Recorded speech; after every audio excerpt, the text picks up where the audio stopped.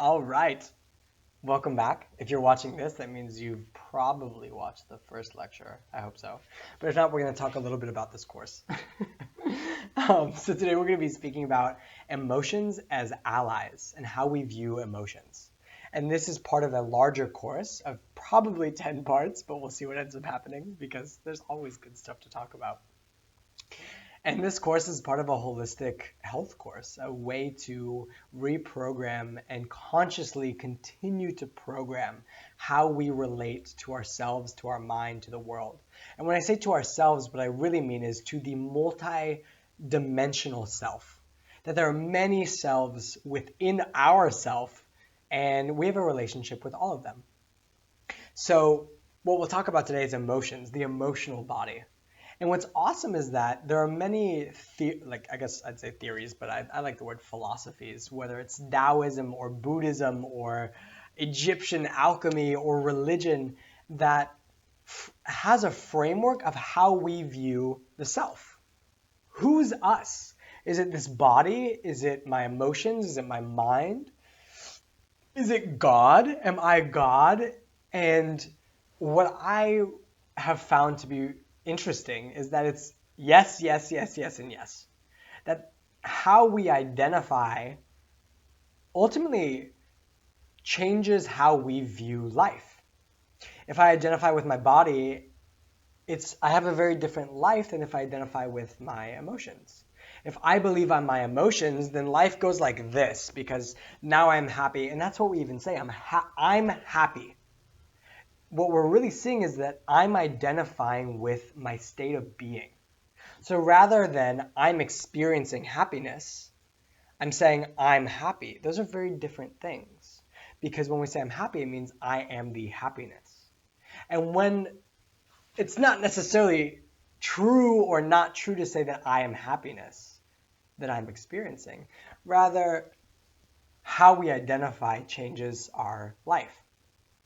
So we'll talk about how identification, what that actually means right now. We'll do it right now. So if I'm identifying with parts of myself that are inherently always changing, then my life becomes very rocky. It's almost like living on the surface of the ocean. That when there are waves, you're like, whoa! And when it's calm, you're like, ah. And that's why as a society, we see that we value happiness and we idolize happiness instead of seeing it as just as beautiful as sadness. It's good to feel happy, it's bad to feel sad. Well, that's the truth. If I'm identifying with my emotions, I want to be happy. And when I'm happy, I feel great. And when I'm sad, I feel terrible because I believe that's what I am. But the truth is that these emotions are always shifting. And the truth is that I can't hold on to any of them. So by identifying with a part of my being that is constantly changing and impermanent and trying to hold on to that, that causes suffering and misery. When I'm happy, I feel great. When I'm sad, I'm just trying to feel happy again.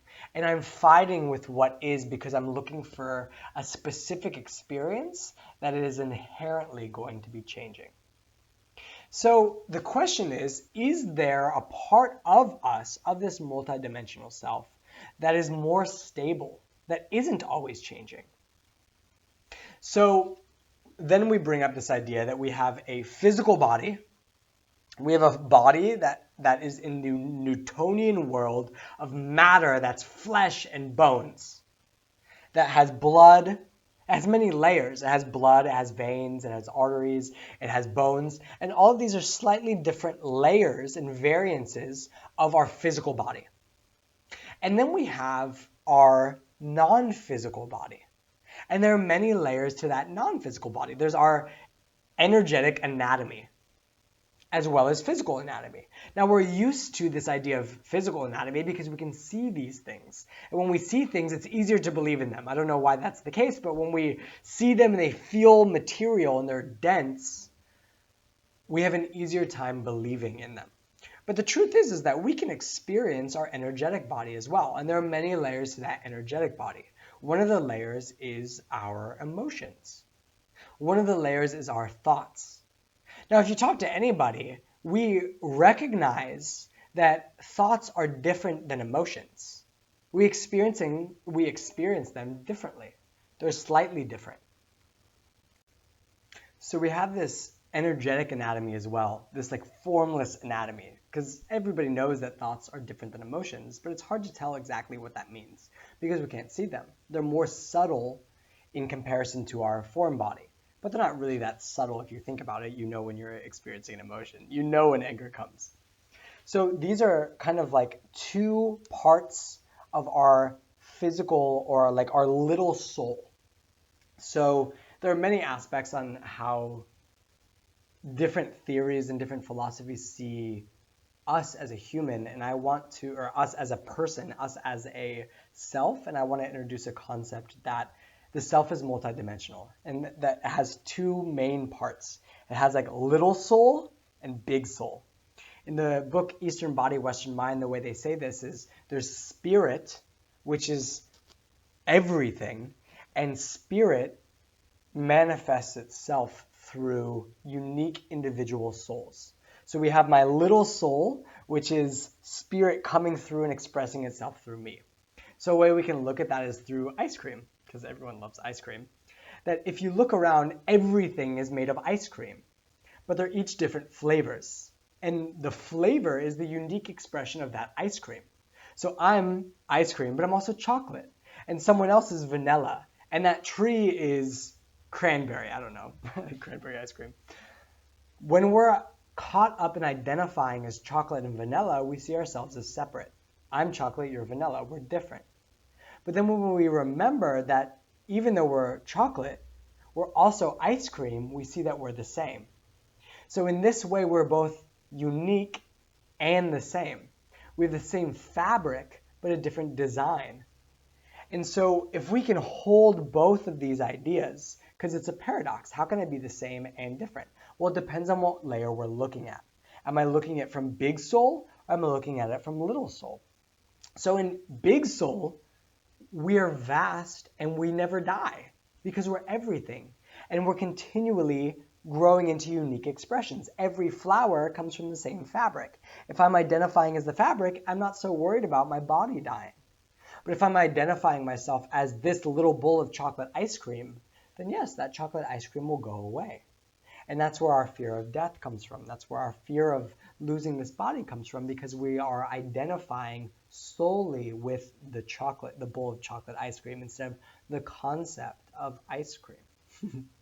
So let's say, this is what I'm proposing, but let's say we have this big soul and we have little soul. We have spirit and we have soul. Like a white light coming through a prism, and on the other side there's a rainbow. There's many colors that come from the same light. Boom. So within the little soul, my little body, my little Sam, self, there are these two aspects. There's the physical self and there's the energetic self within that little layer. And what I'd like to propose is that we experience many things, but we are not our experience. Rather, we are what perceives the experience. We are what experiences.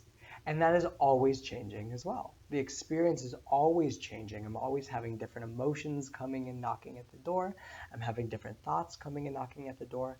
But as far as many different paradigms, including cognitive behavioral therapy, it's creating a distance between who I am and what I'm experiencing. So I'm not my mind. Rather, my mind arises within me. I'm not my emotions arise within me. It's almost like I am everything and things come into that space, like the weather. I'm not the weather, I'm what holds the weather. So what I'm proposing in this context, in this conversation, just to play with, is instead of identifying with what arises, what would it look like? What would life look like if we identify as the container in which things arise? How would that change our experience? Now, this is a beautiful idea, but it takes a lot of time to practice the actual shifting of identification from little soul to big soul. It takes a long time, or it can take a long time. And it's not necessarily even that it takes a long time, rather, it takes practice. It takes practice of viewing the world in a different way. And it takes the idea of holistic knowing. So sometimes our mind knows things, and sometimes our body knows things. And when our body and our mind know things, we get this holistic experience, which changes our perception of reality. Knowing, it's a deeper, holistic knowing, not a partial knowing. Because even if you might agree with the things I'm saying, it doesn't mean you're not afraid of death anymore. It doesn't mean when an emotion comes, you're not like, oh, I'm so angry, because it's a partial knowing. But what happens is as we start to partially know and we start to practice experiencing this, then our experience of life changes. And that's what we're looking at today is let's change through practice and through theory the way we perceive our emotions and our thoughts so that we identify less as the fluctuating weather that comes within us, and we are actually that which experiences it. So instead of living on the surface of the ocean, we are 10 meters deep, witnessing everything. And when we're 10 meters deep, everything's always calm. And everything's calm while there's a storm. And that's another paradox we're going to look at. How can I be okay even when I'm not okay? It seems like a paradox. But what it's really saying is, how can I receive every experience in life? And when I say experience, I mean emotion. Every emotion of life with love and with value and with deep okayness. How am I receiving my emotions? So today we'll look at emotions as allies. So we're going to do this reframing that an emotion is a little ally that's trying to help us out and trying to give us a message. And I'll attach a practice that we can do at the end, or that you'll do on your own, but I'll introduce at the end, to really tap into how we can view our emotions as friends and allies and people and little entities that are looking out for us and trying to support us. So if we look at evolutionarily, we can see that all of our emotions have a purpose, or at least serve the purpose from when we were living in tribes. And they're still trying to fulfill that same purpose, but it's not always matching. So imagine that we're driving a car. So my consciousness is driving a car, and all of our emotions are trying to give us directions. And they're all trying to get us to the same place, love and safety and acceptance. But they all have a different route to get there. So fear is going to have different directions than inspiration or love or sadness. But they're all trying to get us to the same end destination. It's really about what path we want to take. Now, all of them are valid, but they're not all necessarily appropriate for what we are wanting to choose. What path do I want to choose? And you always have the right to choose because you're driving the car. But often what happens is we let the emotions drive the car. So anger comes and it's like, tell them to fuck off and all these things. And it starts driving the car and chooses the behavior of how we're interacting with the world. And we start yelling at somebody. And then later we regret it and we feel bad because it's like, wow, that wasn't me. That was anger that was driving. But what would it look like if we could always be driving the car and at the same time listening to each emotion, give us direction, but then ultimately we are those who choose what direction to take. We are the ones who choose our behaviors. And there's a concept in Zen Buddhism that's called the two arrows. And the first arrow is what happens in our environment, life, that hits us with an emotion. We don't get to choose the emotion that we feel. That's why all of these enlightened beings aren't super peaceful all the time. They still get hit with emotions. You read a text message that said someone you love died, or you get a phone call that said, hey, you just lost your job, and you get hit with an emotion. The second arrow is how we choose to respond to that emotional response. So enlightened beings feel the full spectrum of emotion, but it's how they receive the emotion that dictates what happens from there, the cascade of events. So for example, we get news that something terrible happened and we feel this hit of sadness. And when we start to see this sadness as trying to show us something, then we start to sit with the sadness and welcome the sadness, because we know two things. We know the sadness is here to support us, not to hurt us. And we know that the sadness is always passing. It's not us, and it won't last forever.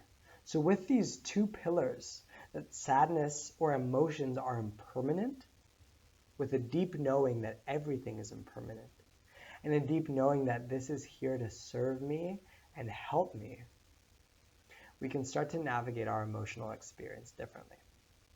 So we're going to talk about two ways to address our emotions. One is our logical mind and how we can theoretically connect with our emotions. And one is our visceral emotional experience at the time of our emotion. So let's talk about the emotional experience first, and then we'll talk about how we can frame to see our emotions as serving us. So whenever I have an emotion, whenever an emotion arises, I don't go into my mind. I don't go into why it's valid or invalid that I have this emotion, because as long as I'm doing that, it prolongs the emotion. I don't try to avoid the emotion by going into my mind, because that's ultimately what we're doing. We're saying, oh, I shouldn't feel this way because, or it's okay that I feel this way because. But as long as that happens, it keeps the emotion running. Most of us don't want to feel certain emotions, and the more we try to avoid them, the more power we give them, and the more they stick around. And it's kind of ironic. There's this backwards idea that the more I don't want to feel an emotion, the more stuck it gets, because it's trying to give us a message. It's trying to show us something, and like a little kid who wants your attention, the more you ignore it, the more it yells, and the louder it gets.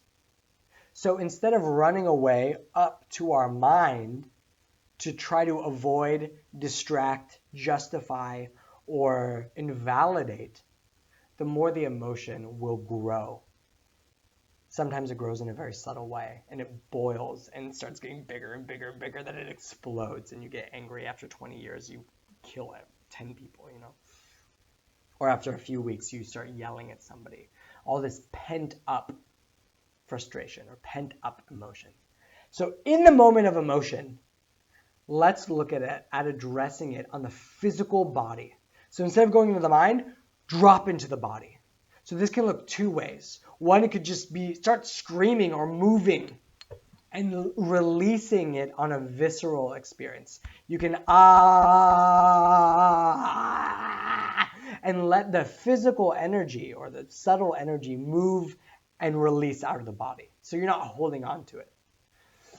The second thing we can do in accompaniment or separately is we can close our eyes and go inside our body and try to find and locate where the emotion is. And instead of labeling it or judging it and saying, oh, I'm feeling anger and this is why, that's going into the mind, we actually can just expand the experience of the emotion. So basically, let's say I'm like, oh, I'm so frustrated. Where am I feeling it? And I drop into the body and I feel, and I'm saying this out loud, but this isn't what I'm doing in my head. I'm literally just feeling, but I'm just saying this because I need to explain it. I'm feeling tightness in my chest, and I'm zooming in and I'm zooming in and I'm zooming in. Even my eyes are closed because I'm really trying to go deep into it. And I'm feeling all of these little subtle sensations that I can't even really explain what they are. And the deeper I go, the more expansiveness is in that. And I'm just going deeper and deeper and deeper. And then what happens is something very fascinating. If I'm not judging and labeling what's happening, it's almost like I enter into the door of this emotional experience and I fall into this abyss of nothingness, of expansiveness, of spaciousness. And the door of anger is the same door as happiness, is the same door as joy, is the same door as sadness. The door looks different. Anger is the door, and it's a scary door. And joy is this really exciting door. But it doesn't really matter because they're the door to the same thing. And that same thing is this unbelievable expansiveness. What we may call as the true self. This nothingness, this void, this connection to everything, It's often called non-duality. It's like the little self goes away and you fall into this pool of everythingness, which is also nothingness. It doesn't make any sense, but that's the visceral experience that we're having. And when we go into the body and fall into this like, whoa, it's almost like we fall into this awe of overwhelming experience that we've never had before. So that's in the moment of an emotion. When you're finding yourself having a strong physical response and experience, remove yourself from the situation and take a moment, even if it's just 10 breaths, to go inside without analyzing, without judging, without labeling, but just fall into the emotion and see what happens. It's a fantastic experience. If you're alone, you can definitely do that. If you're around other people, just take a minute, just go to the bathroom and get it out for a minute and let the physical sensations, let the physical response move through the body instead of holding on to it as tension in different parts of our body. Because when we store tension through memories, through experiences, when we store tension in our fascia, in our very subtle physical body, we hold on to it. We need to release it. We need to let it move through, because otherwise we start carrying that in our backpack up the mountain. And yeah, maybe one emotion here today is not so big a deal, but when we gather more and more and more and more, it explodes, because we're carrying a really heavy bag and it weighs us down and it depletes us. So that's the physical practice. As a theory, we can start to look at how emotions are actually trying to serve us and give us messages. And they're giving us different messages at all times. But as a concept, each emotion is there to serve us in a specific way.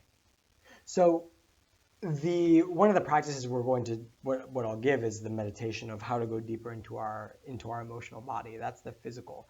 But our other practice is how to relate to our emotions, and it's writing them little letters. And then they write us letters back of why they're trying to help us, how they're trying to help us. Almost like a little monologue from your emotion that's talking to you and saying, hey man, I'm trying to give you advice, listen to me. This is what I want to share with you. So as an overview, we'll just kind of look at it, and then we'll actually dive into the practice, and that will be on your own time. But as an overview, I started realizing, let's say, anxiety. When is anxiety showing up in my life? And I started realizing 2 times where I was feeling anxious. One was when I wasn't prepared for a test. I started feeling anxiety the night before. And what anxiety was trying to show me in that moment was there's something important that you're not giving enough energy or awareness or attention to. This test is really important to you and you're not giving awareness to it. I'm trying to show you that you need to give more awareness to it. Another time that I realized I was really anxious was when I was on a bus and I was running late for something. I was feeling really anxious that I was going to be late. And what my anxiety was trying to show me, the exact same thing, is that there's something you're not giving enough awareness to, and that's other people's time and respect. That respect is something really important for you. It's really important for you to respect other people's time. And by being late, you're showing them that you are not respecting their time. And this is something that's really important for you. So I'm trying to get your butt there faster. Now, what happens is when we don't address these things, the anxiety actually does something very interesting.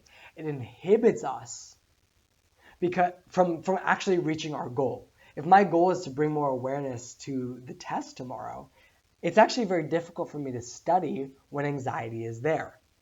So what happens is when I address the anxiety and I say, hey man, I see what you're trying to show me, thank you, and I go into the emotional body and release it, that actually gives me the spaciousness to address what the anxiety is trying to show me. And then I can actually sit down and study. Or I can say, okay, I'm on the bus right now and this is the most I can do. So I'm just going to rest, because I can't go any faster.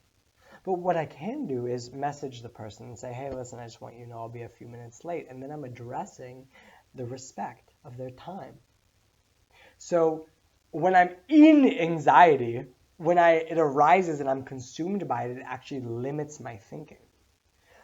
But the arising of anxiety is trying to show me something. When I can receive that message, release the anxiety in my body, then I can act from a place of me driving the car instead of the anxiety driving the car, because the anxiety is not a very good driver. It's a great director, it's a great friend and backseat driver sometimes, but ultimately it's not very good at driving the car. I'm the one who knows how to drive the car. So that's anxiety, and I'll give just one more example so we can look at it. But you can do this with any emotion, and any like inspiration is technically not an emotion, but it's a concept that drives us. So another one was jealousy. I wrote a letter to jealousy, and I was just like, I hate you. You're ruining my relationships. You're so toxic. And jealousy wrote a letter back to me through me as I stood in the frame of jealousy. And it was trying to show me where I'm insecure, because I saw my partner talking to somebody else and I started getting jealous. But what the jealousy was really trying to show me was I'm afraid to lose my partner, because if I lose my partner, that means that he's better than me, and that means that I'm not worthy, that I'm not valuable. And jealousy was trying to show me where I'm giving my value away to something else. That the truth is that if my partner leaves me, then I want her to be happy with this new person. And that actually doesn't mean that I'm not okay, that I'm not good enough. Jealousy is trying to show me where I'm not whole, where I'm giving my wholeness away to others, where I'm not viewing myself as valuable, when I'm putting my value on the external world. And when I noticed that, when I wrote this letter and got a letter back from jealousy, I actually just felt so much appreciation and gratitude. Thank you, jealousy. Now I see what's really happening. When you come up, it's showing me that I need to go take a few minutes and just be like, I love you and you're whole and everything's okay. And whether or not she is connecting with this other person has nothing to do with how special and amazing you are. And jealousy is now one of my best friends that is showing me that it's time to connect in deeper with myself, that I'm not connecting deeply with myself right now. I'm giving my power away and giving my value away to external sources.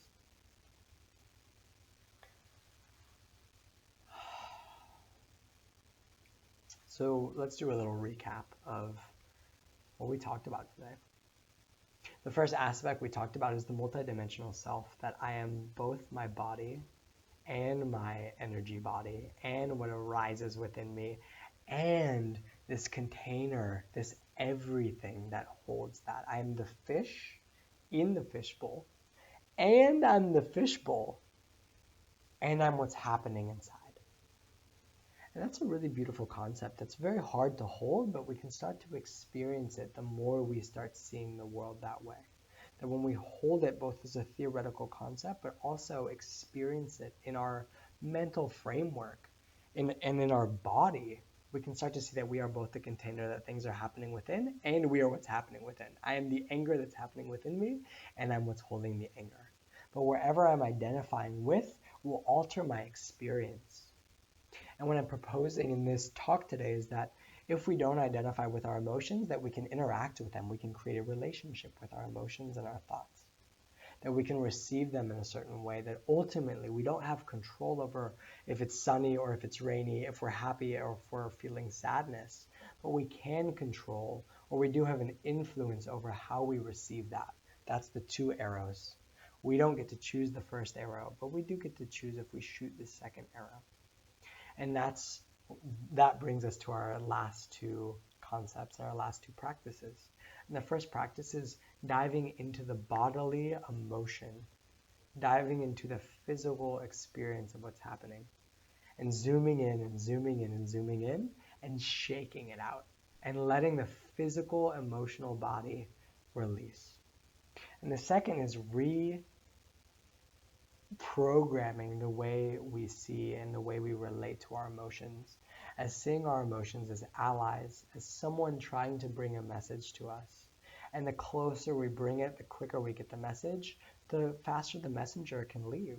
Otherwise, the messenger is going to keep knocking because its only job is to give you this message. That doesn't mean you have to follow the message, because you're the one driving the car. So today's experience is about driving the car while listening to others around you, and those others are our emotions. So I'll attach um, a meditation of going in and diving into our emotional body, and I'll attach a framework or a written explanation direction guiding you into writing a letter to a few different emotions and exploring your relationship to open up to seeing the beauty and love that everything on this planet is trying to help you grow and become more whole. And our emotions are no exception to that. So thank you guys for listening. We'll conclude today with 3 ohms and Hari Om Tat Sat. May it be to this divine being. So let's take 2 deep breaths together to just receive and let everything land, knowing that we don't have to remember anything, that everything that has come, that needs to stick around, is within you. Let's take a deep inhale. And just release. Deep inhale.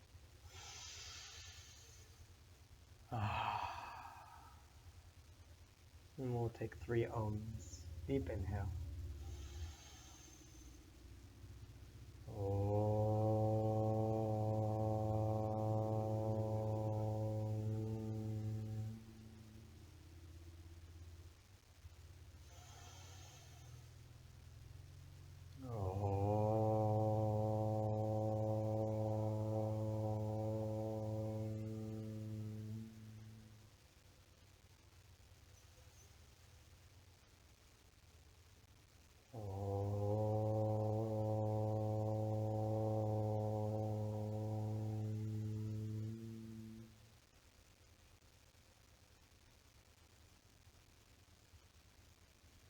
Taking a moment to sit in this subtle experience.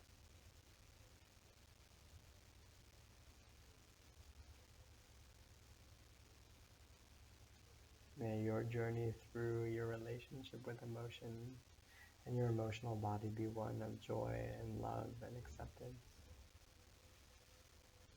Thank you for being here. Thank you for doing the work. Hari Om Tat Sat. Enjoy your practice this week, and we'll see you next week.